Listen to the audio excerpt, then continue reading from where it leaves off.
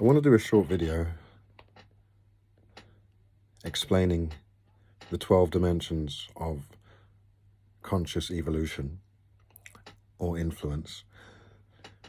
And I want to just go through them one by one. I wanted to start doing more videos since there's 144,000 dimensions in total that we can influence and we can consciously engage with.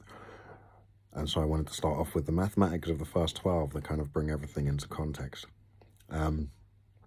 It's a, how do I say, a numerical system that brings together formations of dimensional understanding and gives them an analytical quantification. So we would consider one to be a singularity in the way that all things are one thing and one thing is part of all things. The innumerate number is always one. Even if there are 10 things, it is one total of 10. And so we call that a singularity. And a singularity can exist at any number. So you can have 100 apples, but it's still a singularity. It's a collective. The second dimensional correspondence. The second dimensional understanding is correspondence, which is in that all of those apples are different to each other. Though you have a singularity of apples, those apples correspond to each other and to a specific type and form. In the third dimension, what we have is sublimation. So singularity, correspondence, sublimation. Yeah, and that's where the, how do I say, the collective entity of apples come together to create a solid apple. So you might have considered at some point in time those cells of fruit were individual cells until they came together, all together to become one apple. And that one apple is a collection of many thousand billions of cells. So the sublimate universe, which is the third dimension, is made up of smaller parts of the singularity version corresponding to each other to sublimate as physical. In the fourth dimension, we have linearity. Linearity is the sequentialism of the universe, or the tendency of all things to happen one after the other. It gives birth to time, but it is not specifically localized to time.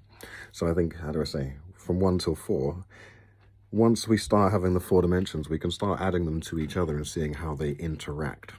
Yeah? So if we've got 2, which is the correspondent dimension, which is whereby everything is corresponding to itself and something else in some kind of informatic revolution. Doesn't matter what, all informatic revolution is correspondent and therefore two-dimensional.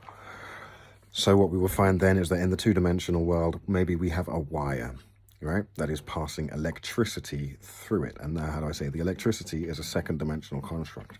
The wire itself is a third-dimensional construct, right? And if we add those two together, we can see that on some level, how do I say, this will ascend the energy into the 5th dimension, allowing it to have a sublimate entity and correspondence. And that would be a wire. And you can see that the wire has a perspective. Now, the 5th dimension is perspective, whereby our third dimensional consciousness corresponds to our singular entity in a linear fashion. Do you see what I mean? So the 4th dimension of linearity is placed upon that, and we move through it to individuate ourselves with a singular perspective. We are a particular apple from the bunch, you know? And so once you are a particular apple from the bunch, you then have the ability to move through time like a piece of electricity through the wire. And so we say that we'll see that the wire is a item of perspectralization. It's supposed to individuate energy into one point. And you can see in the way that you are a computer, and the wire is a vein, you know, they transmit corresponding energy to the main interface and allow it to have perspective. And it is that 2 plus 3 energy or correspondence plus sublimation that gives perspective. Do you see what I mean? If all you have is correspondence and added to another correspondence, then you have 4. So if I'm sending a letter and then there's another letter coming back, that's just passing time using information. Do you see what I mean? Just a conversation could be a 2 plus 2, like, how to say, 2 people giving information is correspondent.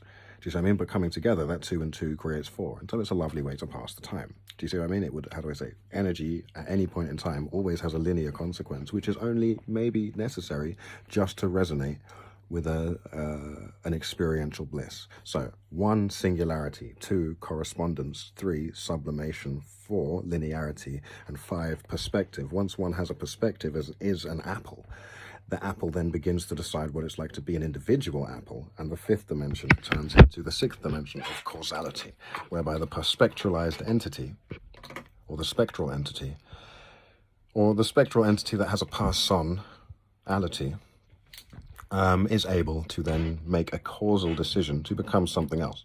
So on some level, a fifth dimensional identity has devotions, has a perspective, and it understands itself and believes what it is. A sixth dimensional identity is enacting those causes, enacting those perspectives as a cause and hoping to change the world and get things enacted to suit their atmospheric preferences, if that makes sense. And when we have in the sixth dimension, what we have is causality, and that's making decisions or deciding to progress as a perspective entity. You can decide not to progress. Trees have a fifth dimensional entity. There are individual trees, but they don't necessarily seem to have a sixth dimensional entity. They don't make causes.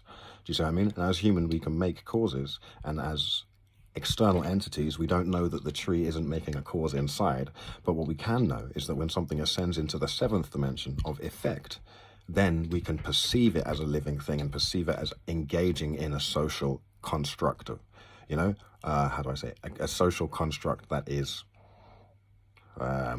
what's the word? That we can perceive across the borders of our understanding, So in the seventh dimension, what we have is effectivity. And that's how do I say it? In the seventh dimension, the apple was an apple. In the fifth dimension, it became a specific apple because it was perspective. In the sixth dimension, that specific apple decided to make a cause because maybe it wanted to be at the top of the tree. And in the seventh dimension, it begins to effect itself to become an apple that is at the top of the tree. So the seventh dimensional is at the effective realm. And this is the realm whereby things have happened and come to be, which is why God lives in the seventh realm, because it is the realm where things have come to be, and so we consider them to be effectively there. Once things are effectively there, they give off a pulse of resonance that other things are able to perceive, and we call that the eighth dimension of resonance, or effectuality. But resonance, whereby everything is constantly giving off a feed of light, sound, resonance, being, material, presence, or consciousness. One of the 12 energies are being enacted at any point in time, and that thing is an effect. And it is giving off a resonance.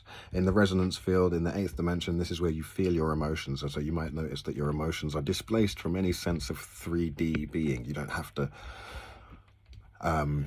see a banana to not like bananas. You can dislike bananas for some reason with a resonance outside of yourself, as long as you like. And when you see the banana, thereby change your mind and decide that you do like it once it's actually there, because emotions are not 3D, they are eighth dimensional, and so they resonate around an eighth dimensional field, which is a lot more affected by a lot more things than just the physical. In the ninth dimension, all of these eight facets come together to form a conscious identity, and we understand the ninth dimension as consciousness, or consciousness, whereby what consciousness means, or how do I say, to stand in to the sciousness. Scion is to know. And so when we are conscious, it means that we know something outside of ourselves. And it is these eight things come together in the ninth dimension that allow a being to know something outside of itself, There's lights everywhere, and it's really hard to make it.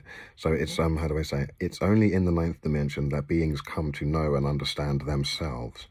And at that point in time, they begin to spectralize inwards the effects of their conscious existence and being. And this is where the 10th dimension of fractal existence is created. This is whereby we create an inner version of an outside event.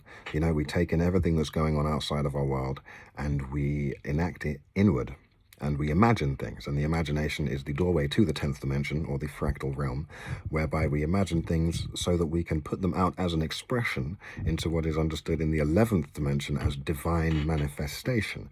The 11th dimension is the manifest realm, whereby things are constantly happening and manifesting, and as those things happen and manifest, they affect a 12th dimensional realm, which is the conscious evolutionary realm. Now, this is where evolution is a conscious bubble being affected by all things at all time. And no matter where you are, your evolution is affected by the evolution of every entity in the universe as well. So if there's a black hole in the middle of the universe, it's evolving, and it's evolving you. Everything is evolving you on a 12th dimensional level. You can be involved in that. And if you understand these 12 dimensions and multiply them by each other, you will see that the keys to the universe are just a mathematical certainty of growth and progression and peace. is an equation.